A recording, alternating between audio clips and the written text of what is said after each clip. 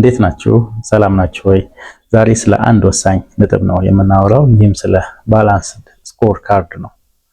ያው እንደምታውቁት በእኛ ሀገር ብዙ ጊዜ ስለ ባላንስድ ስኮር ካርድ ተወርቷል፣ በተለይ ከተወሰኑ ዓመታት በፊት ማለት ነው። ሆኖም ግን ይሄ ነገር አሁን ብዙ አይወራም። እኔ ግን እንደ አንድ ኮንሰልታንት የዚህን የባላንስድ ስኮር ካርድ ጠቀሜታ በአግባቡ ተገንዝቤዋለሁ ብዬ አስባለሁ። ተቋማትም ደግሞ በአግባቡ የባላንስድ ስኮር ካርድ አፕሮችን ከተገበሩ ስኬታማ ይሆናሉ ብዬ አስባለሁ።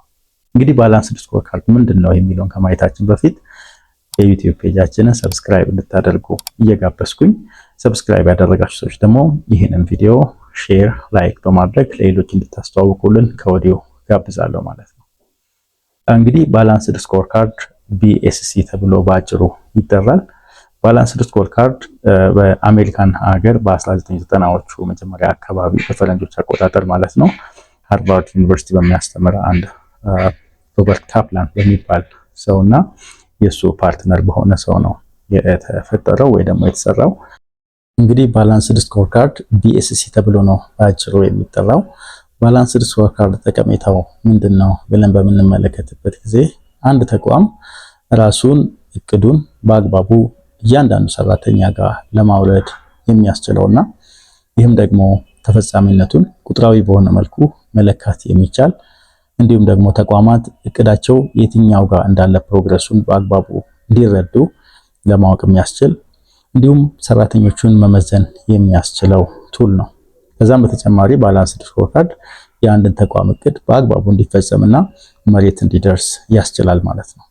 ስለዚህ ባላንስድ ስኮር ካርድ የምንለው አፕሮች በውስጡ አራት ፐርስፔክቲቮችን ይይዛል። እነዚህም ፋይናንሻል ፐርስፔክቲቭ፣ ከስተመር ፐርስፔክቲቭ፣ ኢንተርናል ቢዝነስ ፕሮሰስ ፐርስፔክቲቭ እና ለርኒንግ ኤንድ ግሮዝ ፐርስፔክቲቭ ተብሎ ይጠራሉ። እነዚህ እንግዲህ እይታዎች ብለን በአማርኛ ማስቀመጥ እንችላለን። እነዚህ አራቱ ፐርስፔክቲቮች እንግዲህ አስፈላጊነታቸው ምንድነው? አንድ ተቋም ራሱን በፋይናንሻል ሜትሪክስ ወይ ደግሞ ፋይናንሻል በሆኑ መመዘኛዎች ብቻ ሳይሆን በደንበኛ አያያዝ አንጻር እንዲሁም ደግሞ በውስጥ አሰራር ሂደት፣ በሰራተኞች ግንባታ አቅም ግንባታ ሂደት እንዲሁም በቴክኖሎጂ አጠቃቀም በመሳሰሉት አንጻር ራሱን በአግባቡ እንዲመለከትና በእነዚህ ኤሪያዎች ላይ በአግባቡ ከተሰራ ተቋም ስኬታማ ይሆናል ወይንም ሚዛናዊ ይሆናል የሚል እንድምታ ያለው ነጥብ ነው ማለት ነው። ስለዚህ በባላንስድ ስኮር ካርድ ስናቅድ እንዳልኳችሁ አራት ፐርስፔክቲቭስ ወይ ደግሞ አራት እይታዎች አሉ። ምን ማለት ናቸው የሚለውን ነገር አንድ ባንድ መመልከት እንችላለን። ከፋይናንስ እንጀምር። ፋይናንስ ፐርስፔክቲቭ ወይ ደግሞ ፋይናንሻል ፐርስፔክቲቭ የምንለው ተቋሙ ትርፋማነቱ ምን ይመስላል፣ ገቢው ምን ይመስላል፣ የውጪ ቅነሳ ሁኔታውስ ምን ይመስላል፣ እንዲሁም የበጀት አጠቃቀሙ ምን ይመስላል የሚሉትን ነገሮች በደንብ የምናይበት ይሆናል ማለት ነው። ያው እንግዲህ እንደምታውቁ የአንድ ተቋም ሂደት ሄዶ መጨረሻው ምኑ ጋር ነው የሚያርፈው? ትርፋማነቱን፣ ገቢው፣ ወጪው እነዚህ ነገሮች ላይ ነው የሚያጠነጥነው ማለት ነው። ስለዚህ ፋይናንሻል ፐርስፔክቲቭ አንድ ተቋም ባለቤት እንዴት አድርጎ ድርጅቱን ይመለከታል፣ ስፔሻሊ ከትርፍ ከገቢ አንጻር የሚለውን ነገር ያሳያል ማለት ነው። ሁለተኛው ፐርስፔክቲቭ የከስተመር ፐርስፔክቲቭ ወይ ደግሞ የደንበኛ እይታ ብለን የምንጠራው ነው።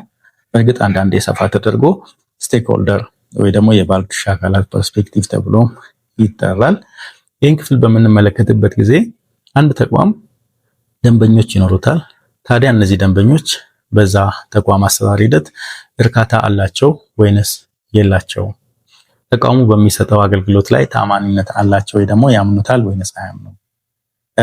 እንዲሁም ደግሞ ሌሎች ባለድርሻ አካላት በተቋሙ አሰራር ሂደት ላይ ደስተኞች ናቸው አይደሉም የሚሉትን ነገሮች በደንብ የምንመለከትበት ይሆናል ማለት ነው።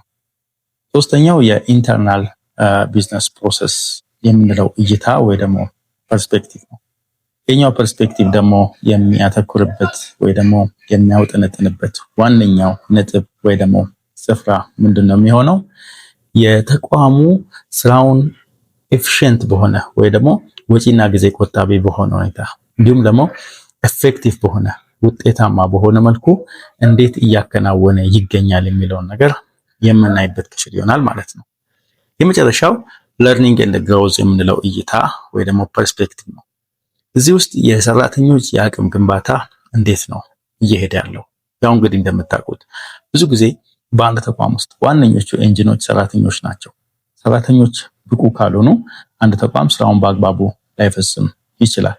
ስለዚህ እነዚህን ሰራተኞች የማብቃት ወይ ደግሞ የአቅም ግንባታ ሂደት ከባህል ወይ ደግሞ ከኦርጋናይዜሽናል ካልቸር አንፃር ሊሆን ይችላል፣ ከትሬኒንግ ኤንድ ዴቨሎፕመንት አንፃር ሊሆን ይችላል፣ ከቴክኖሎጂ አጠቃቀም ጋር ሊሆን ይችላል፣ ከመተካካት ወይ ደግሞ ሰክሴሽን ፕላኒንግ ጋር ሊሆን ይችላል። ከነዚህ ነገሮች ጋር ሁሉ ተያይዞ አንድ ድርጅት ሰራተኞቹ ጋር ያለው እቅድ ምን ይመስላል የሚለውን ነገር በአግባቡ ያሳያል ማለት ነው። እንግዲህ እነዚህ አራቱ ፐርስፔክቲቮች ስታንድ አሎን አይደሉም ወይ ደግሞ ብቻቸውን የሚቆሙ ሳይሆኑ ተደጋጋፊ ናቸው። ያ ማለት ኮዝ ኤፌክት ሪሌሽንሺፕ አንዱ በሌላኛው ላይ ተጽዕኖ ያሳድራል ወይ ደግሞ ትስስሮች አላቸው ማለት ነው። ለምሳሌ ለርኒንግ ኤንድ ግሮዝ ማለት እንግዲህ ሰራተኛው በአግባቡ ካልበቃ፣ በአግባቡ ቴክኖሎጂ ካልተጠቀመ ኢንተርናል ፕሮሰስ ላይ ያለው የኤፊሺየንሲ እና ኤፌክቲቭነስ ወይ ደግሞ የድርጅቱ ውጤታማነት አይመጣም ማለት ነው። ድርጅቱ ደግሞ ውጤታማ ካልሆነ፣ ኤፊሺየንት ካልሆነ፣ ኤፌክቲቭ ካልሆነ ደንበኞችን ማርካት ወይ ደግሞ ማስደሰት አይችልም ማለት ነው። ይህን ደግሞ ማድረግ ካልተቻለ ውጤታማ ወይ ደግሞ ፕሮፊታቢሊቲ ሬቨኑ ሊመጣ አይችልም ማለት ነው። ስለዚህ እያንዳንዱ ፐርስፔክቲቭ አንዱ ከአንዱ ጋር የተሳሰረ ነው የሚሆነው ማለት ነው። ስለዚህ ኤስሲ ባጭሩ ይሄን ነው የሚመስለው። በሚቀጥለው ደግሞ እንዴት አድርገን ባላንስድ ስኮርካርድ ፐርስፔክቲቮችን ወደ ኦብጀክቲቭ እንቀይራለን፣ ወደ ኪ ፐርፎርማንስ ኢንዲኬተርስ እንቀይራለን የሚለውን ነገር እንመለከታለን ማለት ነው። ለዛሬ ያዘጋጀሁት ቪዲዮ ይሄ ነው። ለአብሮ ቆይታችሁ እጅግ በጣም አድርጌ አመሰግናለሁ። አስተያየትና ነጥቦች ካላችሁ በኮሜንት ቦክስ ውስጥ ማስቀመጥ ትችላላችሁ።